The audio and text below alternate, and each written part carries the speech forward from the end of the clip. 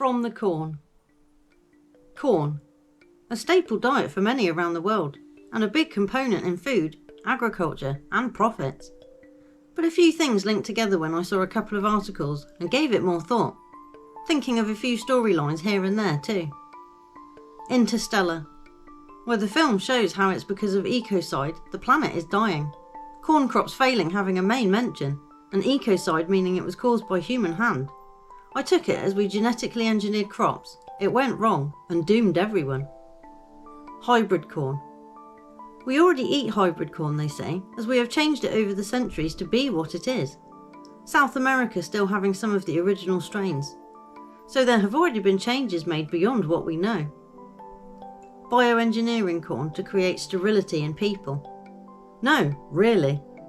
In an article from 2001, GM crops to stop man spreading his seed, it explains the process to force sterility on people through food. Crazy stuff, eh? Bumper harvest. Apparently the US has recorded a rather good crop this year. Makes me wonder about certain shortages being caused and reported. If maybe they then use that to flood the market with a specified source of corn. Seed banks. Many have questioned the true purpose of seed banks they have strategically placed around the world, for plants and people. In my mind, it's there as a fresh, untainted source of new stock, to skip the infected or contaminated stock, or to use once you have cleared it away when it has been deemed necessary. Sounds cynical, but it's how it looks to me. Allowing many areas of society to be poisoned with toxins, chemicals, and tinkering of all sorts of things, putting great strain and pressure on the environment and those trying to thrive on it and in it. Downgrading it to a survivable habitat at best, definitely not as thrivable as it could be.